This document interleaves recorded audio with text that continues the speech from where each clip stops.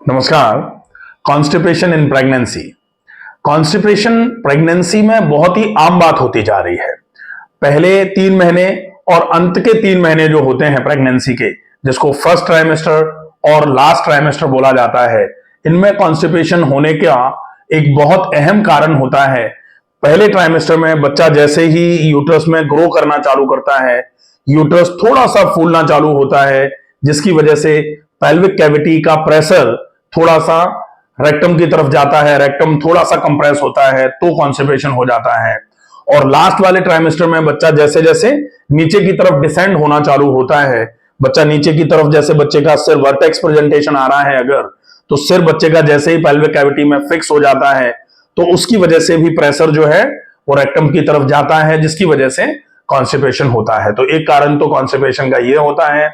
दूसरा कारण जो है वो होता है प्रोजेस्टेरॉन। प्रोजेस्टेरॉन हार्मोन जो है प्रेगनेंसी में सामान्य तौर पर बॉडी ज्यादा से ज्यादा रिलीज करती है, ताकि प्रोजेस्टेरॉन की वजह से जो यूट्राइन लेयर्स हैं, जो बच्चेदानी के अंदर की मांसपेशियों की जो लेयर है, वो अच्छे तरीके से गद्देदार लेयर बनी रहती है, ताकि बच्चा आराम से वहां पर ग्रो कर पाए, बहुत अच्छे तरीके से प्रेगनेंसी का पूरा टाइम पूरा हो जाए। जैसे जैसे प्रोजेस्टेरॉन का लेवल बढ़ता है, वैसे वैसे मांसपेशियां शिथिल होना चालू हो जाती हैं, और मांसपेशियों का जो रिलैक्सेशन है, वहां आंतों में भी जो मांसपेशियां हैं वो भी धीरे धीरे करके रिलैक्स होना चालू होती हैं, जिसकी वजह से इंटेस्टिनल एटोनिसिटी की वजह से भी कॉन्स्टिपेशन होना शुरू हो जाता है। आंतों की चाल थोड़ी कमजोर पड़ जाती है, मांसपेशियां सही तरीके से संकुचित नहीं हो पाती हैं, जिसकी वजह से भी मल पूरा बाहर नहीं आ पाता है। यह भी कॉन्स्टिपेशन का एक कारण होता है। तीसरा और बहुत अहम कारण कॉन्स्टिपेशन का जो है वो है व्यायाम की कमी। प्रेगनेंसी में व्यायाम की कमी, सामान्य तौर पर यह माना जाता है कि प्रेगनेंसी है तो बहुत ज्यादा एग्जॉस्टिव काम नहीं करना है, बहुत ज्यादा धूप दौड़ भाग नहीं कर रही है। लेकिन आजकल कुछ केसेस में ऐसा भी बहुत आवश्यक हो जाता है कि बेड रेस्ट के लिए सजेस्ट कर दिया जाता है। डॉक्टर्स की मजबूरी होती है, जो कह दिया जाता है, डॉक्टर्स कह देते हैं कि बहुत ज्यादा चलना फिरना नहीं है, ज्यादा से ज्यादा आराम करने की आवश्यकता है। ये भी बहुत सारी मेडिकल कंडीशंस होती हैं जिनको ध्यान में रखते हुए ये सलाह देना भी आवश्यक हो जाता है। जैसे यूटेराइन फाइब्रॉइड है, अगर मिसकैरियज की हिस्ट्री रही हुई है, 3-4 मिसकैरियज हो गए हैं, ऐसे केस में भी रेस्ट बहुत ज्यादा एडवाइजेबल होती है। अगर पहला ट्राइमेस्टर पूरा हुआ है, सेकेंड ट्राइमेस्टर में मान लेते हैं कभी कभी ऐसा होता है कि इंटरनल ऑस धीरे धीरे करके खुलना चालू हो जाते हैं, सर्विक्स की लेंथ धीरे धीरे करके कम होना चालू हो जाती है, तब भी आपको यह बोला जाता है ज्यादा से ज्यादा रेस्ट किया जाए। और रेस्ट भी ऐसे कंडीशन में पैरों को या पेल्विक कैविटी को थोड़ा सा ऊपर की साइड उठा करके रेस्ट किया जाए, ताकि पेट का जो भार है वो पेल्विक कैविटी पर ना पड़े। उसकी वजह से जो पेल्विक कैविटी पर ऊपर से नीचे की तरफ भार जाता है, तो धीरे धीरे करके बच्चा नीचे की तरफ जाना चालू होगा, इंटरनल ऑस खुलना चालू हो जाते हैं। तो फिर कभी कभी ऐसा होता है कि प्री मैच्योर डिलीवरी कराने की कंडीशन बन जाती है। इसलिए सामान्य तौर पर बहुत ज्यादा ऐसा फोकस किया जाता है कि ज्यादा बैठना, ज्यादा देर खड़े रहना, ये सब ना किया जाए। तो सीधे लिटा करके और पेल्विक ऑर्गन्स को थोड़ा सा, पेल्विक एरिया जो है उसको ऊपर की तरफ उठा करके, मतलब थोड़ा रिक्लाइन करके, रिक्लाइन जनरली होता है ना कि जब किसी को श्वास नहीं आ रही है तो पीठ की तरफ से उठा देते हैं, सिर की तरफ से उठा देते हैं, पैर नीचे बने रहते हैं। यहां आपके पैर तो रहे ऊपर की नीचे की तरफ ही, लेकिन आपकी पेल्विक कैविटी जो है, पेल्विक ऑर्गन्स जो है, पेल्विक एरिया जो है, ये ऊपर की तरफ उठ जाता है।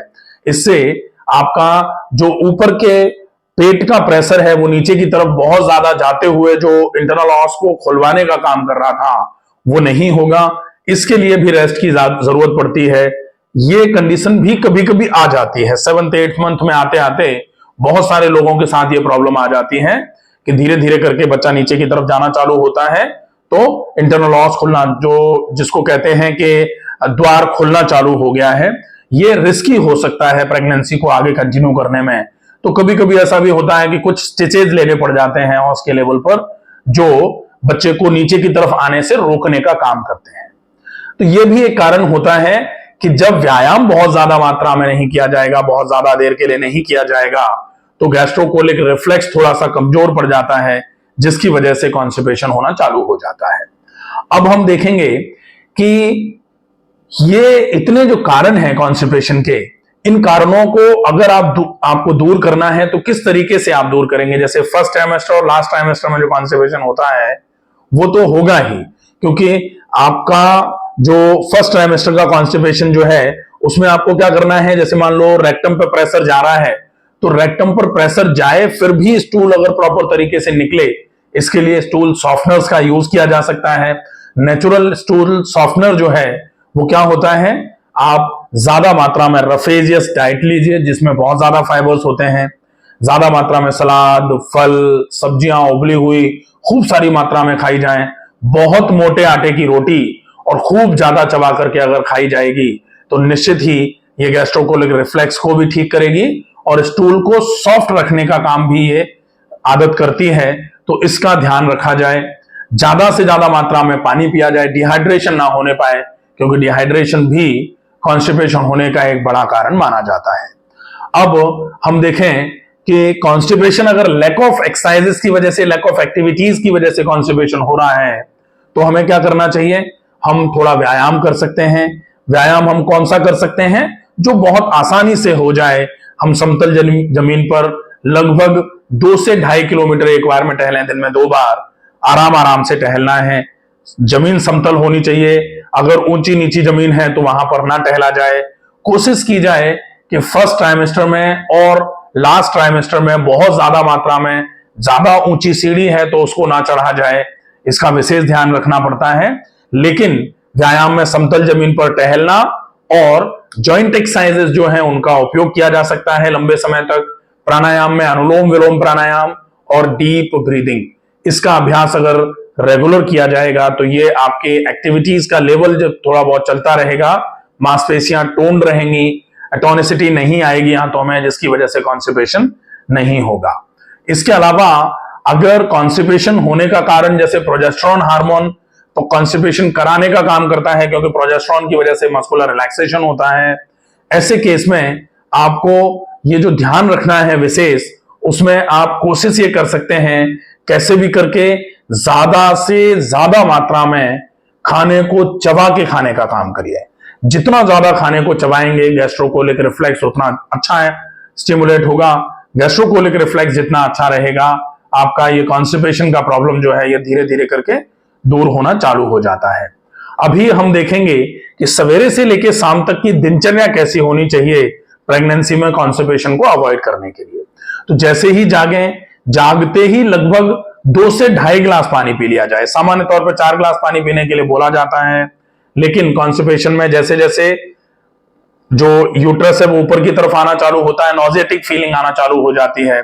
ऐसे समय में अगर एकदम से पेट में ज्यादा पानी भरा जाता है तो वॉमिटिंग होने के चांसेस होते हैं।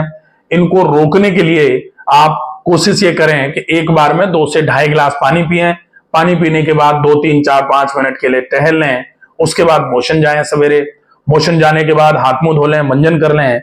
मंजन करने के बाद आपका गैस्ट्रोकोलिक रिफ्लेक्स जनरेट करने के लिए बहुत अच्छा एक तरीका होता है, 1 चम्मच सरसों का तेल मुंह में भर के आप 5-7 मिनट जोर से उसको चला दें।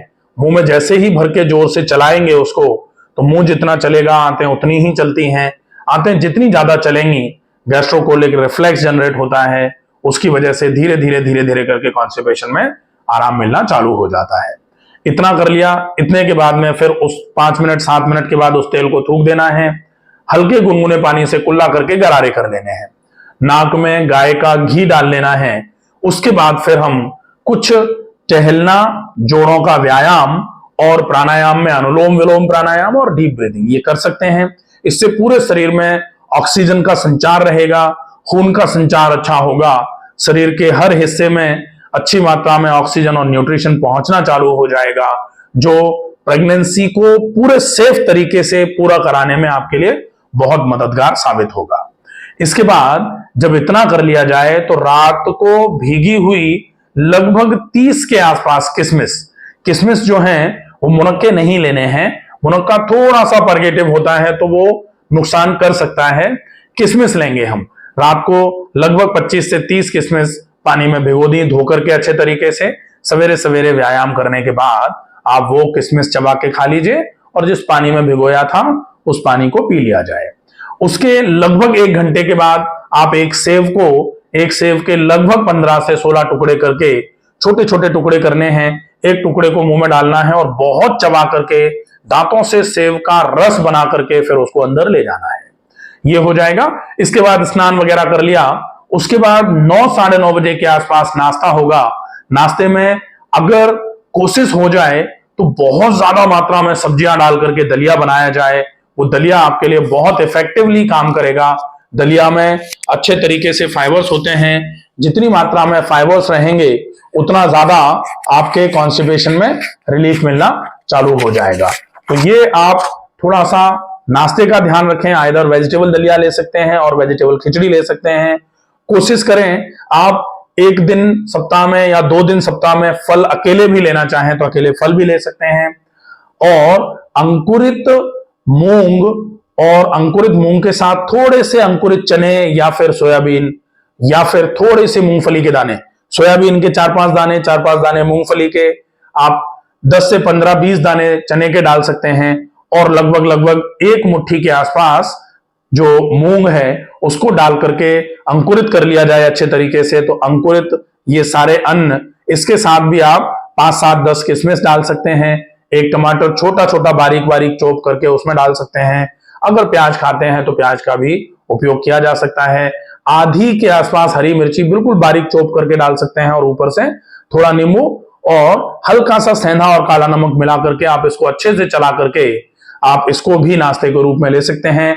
इसमें अच्छी मात्रा में आपको प्रोटीन भी मिल रही है, फाइबर्स भी बहुत अच्छी मात्रा में मिलेंगे, जो आपके पेट की सफाई का काम करने का बहुत अच्छे तरीके से काम में आएंगे। ये अब आपका जो लंच होगा, लंच में आपको रोटी, सब्जी, दही ये खाना है। इसके लगभग 40 मिनट पहले आप अच्छे तरीके से खीरे और टमाटर को चबा के खाइए। ये सलाद होगा, सलाद को लगभग आप 30 से 40 मिनट पहले खा लेंगे। उसके बाद दोपहर का जो भोजन है उसको बहुत चबा चबा करके, आपको जैसे 2 रोटी अगर खानी है तो 1 रोटी के 12 टुकड़े, 2 रोटी के 24 टुकड़े करके आप पहले ही थाली में रख लीजिए। एक टुकड़े को सब्जी के साथ मिलाया और उसको लगभग 50 से 60 बार चबा के आपको खाना है। उसके बाद में रोटी, सब्जी और छाछ का उपयोग कर सकते हैं या फिर दही ले सकते हैं इसकी जगह पर, छाछ की जगह पर। तो ये आपका लंच हो जाएगा।